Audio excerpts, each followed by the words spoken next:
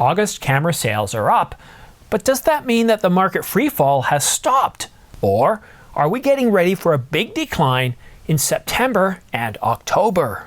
But before we get to the details, please subscribe to this channel. It doesn't cost you anything, helps this channel grow, and keeps you up to date on the latest camera coverage.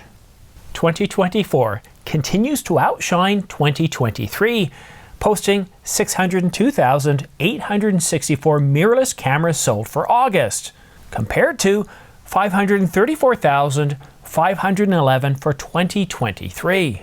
And when I'm talking about mirrorless cameras, I'm talking about interchange lens mirrorless cameras, so where you can remove the lens, such as, well, you might as well use the props if you got them.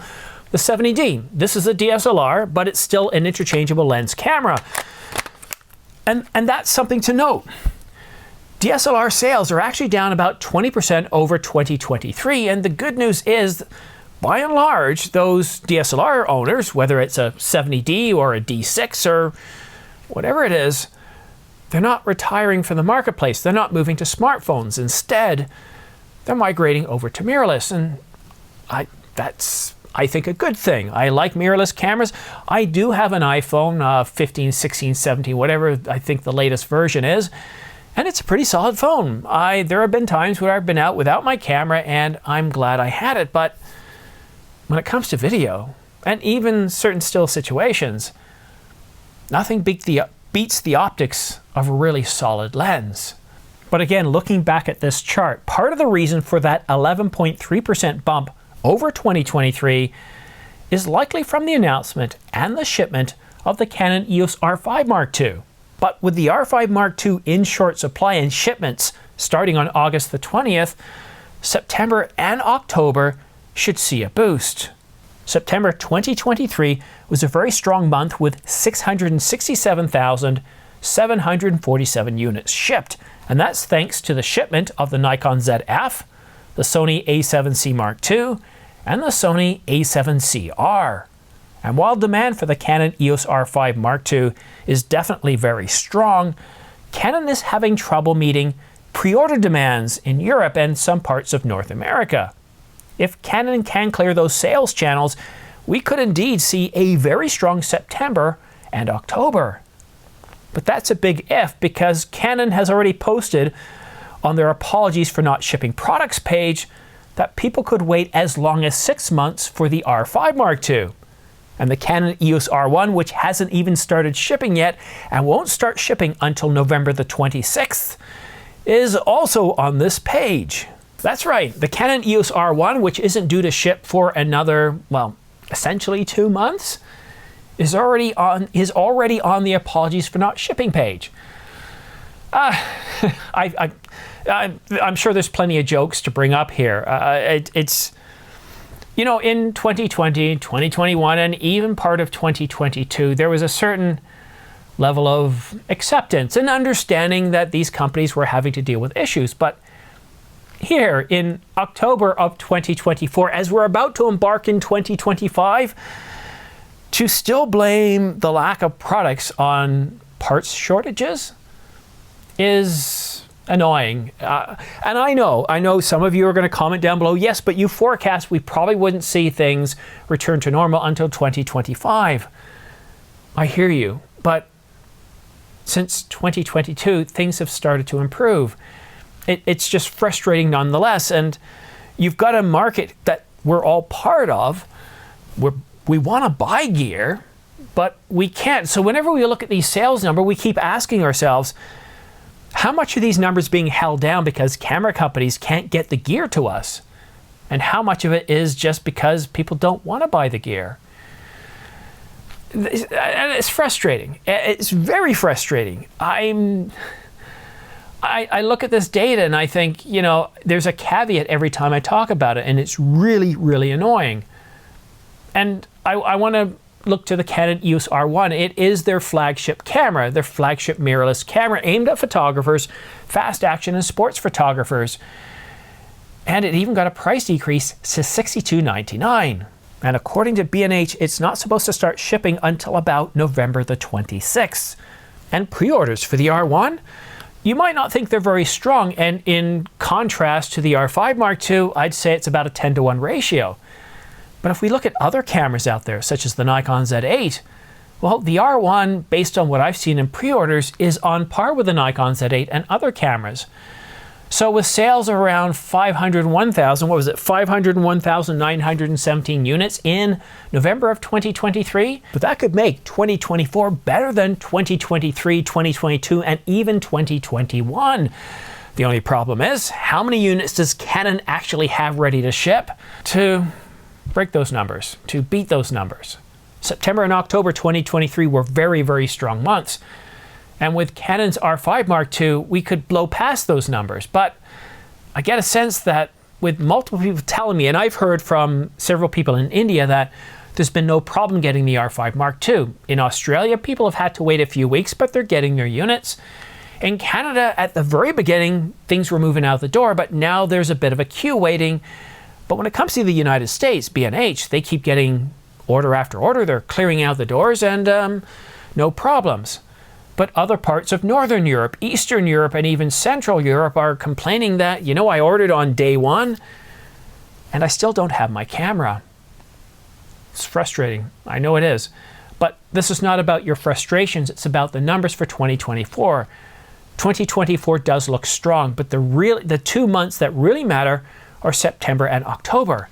If we come close to matching 2023 numbers, then I have no doubt that 2024 will blow past 2023, because November and December really fell off the cliff. And cameras like the R1, they're going to help prevent those numbers from falling off the cliff. Again, and here's another caveat, if Canon can get enough of them out to the marketplace. And when it comes to predicting 2024 numbers, well, CIPA predicts that we will see 5.89 million interchangeable lens cameras and 9.57 million lenses. That's for 2024. And from the data provided, that prediction should hold out bar any major camera announcements this month or November. So to answer the question I posed to you in the introduction, is the camera market freefall over? And yes, I think it's safe to say that the camera market freefall is over. Now, September and October might not match 2023. We could come in lower than that. But September and October last year were really, really good months. I don't think we're going to be disappointed with the numbers that we see in September and October. So we can come away with that. We can come away knowing that the camera market is safe, that we're not expecting to see Canon, Nikon, or Sony disappear. Now, Panasonic I am a little bit worried about, because of those posts by their CEO saying that they're more or less in a crisis situation. And we haven't really received any teasers or anything from Panasonic here in 2024. Nothing that would lead to believe us that a refresh of the S1 some 6 years after their announcement is about to happen. However, I do have some more good news for you. If this was 2021 or 2020, you wouldn't find any sales, but right now we're seeing a ton of sales on. Nikon's offering up to $500 off the Nikon Z9, and that's by trading in old gear. The Nikon Z8 is $37.96, the Z7 Mark II, $707 off at $22.96, and the Nikon Z6 Mark II, it's $400 off at $15.96.